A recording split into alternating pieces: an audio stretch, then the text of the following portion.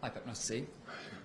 Look, first off, obviously, there's only one place to start today, and that's with the sad passing of Pele. I just wanted to know, sort of, obviously, your reaction to the news and what he meant to you personally, and obviously what he meant to you as a key member of the world of football.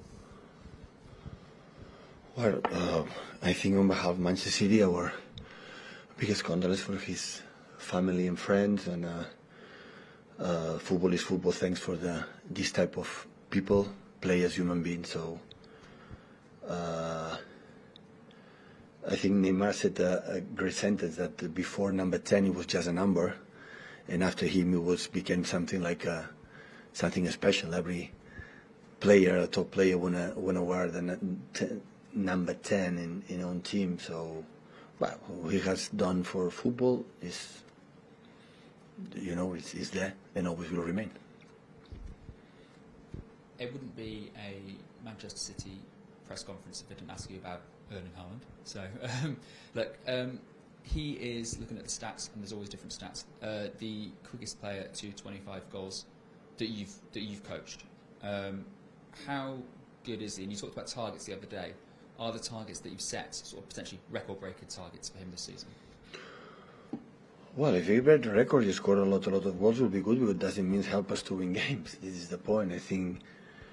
And everyone who he performed at his best, the team with his benefit will have the benefit of this. So since day one, we are the light, not just the contribution on goals.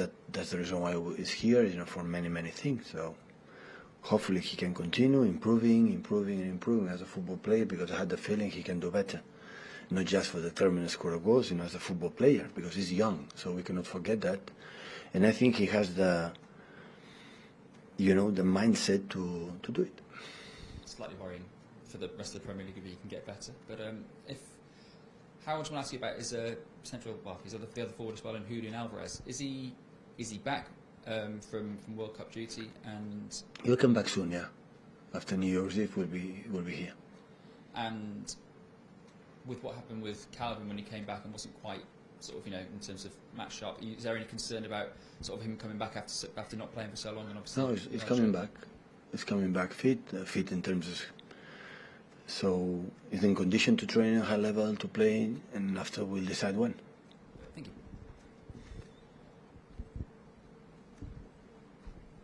Hello, Pep. Hi. We saw a very determined and organised, frustrating defence from Leeds for you for the first half the other night. Do you expect to see something similar from Everton? No, I don't know. So the last two games we played against and Liverpool and Leeds, they were so demanding, high pressing and intensity. We know both teams, and we handled really well. And I don't know what Everton is going to do. In some moments, press high. The last season didn't do that. And if they defend deep, we have to know how they attack them. So the transitions start from Pickford. The transition is so quick from him. And of course, the quality is there. So always had the feeling Everton have exceptional players, really good players. So. And in this period, like everyone is thinking about the New Year's Eve, and this time the distraction can be a big problem. So after just 2 days after the last game against Leeds, it was so demanding. So we have to be ready again. Frank Lampard confirmed that Dominic Calvert-Lewin would be in his squad for this game, having had a long layoff. What kind of problems does he present to you as a player, do you think? Well, unfortunately for him, for Everton, was injured for the last period. He cannot be the consistency to the play, and this is difficult for a player, but when he is on top, it's exceptional in the long balls, the second balls in the box. Absolutely, he's a danger player. Pep, just going back to Pele, was he the type of player that you wanted to be when you were a young boy? My expectations were not so high. Absolutely not. But I never pretend to be Pele, honestly. No, I never. When you growing up as a young when I was a boy, I never saw him play. So I spoke with, for example, Menotti, and he said to me that it was the greatest for him. So because he played with him, alongside with him, and and what he has done, not just winning, 3 World Cups, like you say, well, how difficult it is. It's just the contribution and goals, and it was, I think, it was a new thing when he came up. But I was not born when he was playing, but it's like a good movie, no? With the legacy, when after many years still we are talking about him, still are talking about a good movie, a good book, is because you were so good.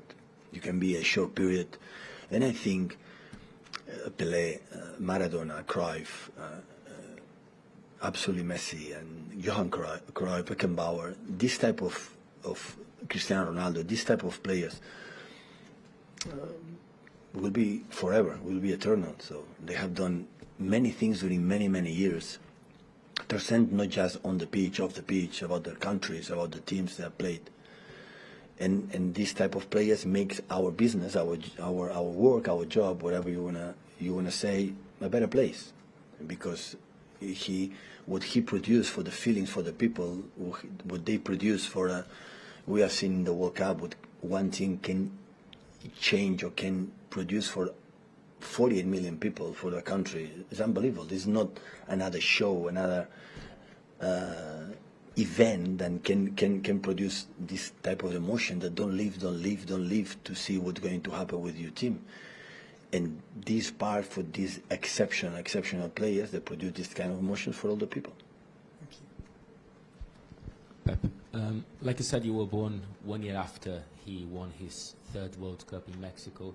Do you remember when you were shown his first clips, what impact he had on you? And has he shaped, in a way, the way you look at football as an entertainment? Well, but I don't remember clearly, because I have to admit in that period it was not social media. And my father and mother had just one TV with 2 channels. So it was difficult to know it. I realized that when I was in the academy in Barcelona, I have a physio, like he was in love from Brazil. I always talk about Brazil, and started to talk Pele.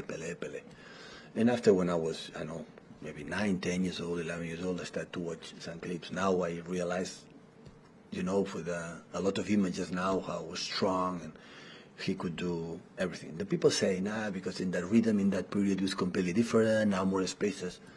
This type of players playing in this period right now, he will have adapted the rhythm and the spaces because they were so good. This type of players, like before I said, they controlled the game. They were so intuitive. They were so good in the skills and mentality and everything. Like, he could play in every generation. And of course, for the people who saw Pele, for the Brazilian people, I guess, Pele had been the best. I understand. For Argentina, we see Di Stefano or Maradona, Messi. So everyone has his own, and this is nice. So that doesn't mean one is better than the other one. So always I would say Messi is my favorite because I was with him, and what he had done in 50, 70 years is unexpected, scoring 40 goals every season, win, and everything. But I understand that people choose another one. What is the problem? That is for sure, all of them, they make an incredible contribution for our world football. That's for sure. How many emotions give to the people. Better than that is the nice things you can give as a player, give something for the fans, something they enjoy what you do. And they can do it quite regularly. Every season, almost every game, and that is so nice. In Qatar, you were managed by Pepe, that played alongside Pele. I imagine that Pele was a lot, the subject. Yeah. He spoke a lot. We spoke a lot about the Santos, because Pepe played in Santos with Pele, and always explain, like everybody says about him. Thank you.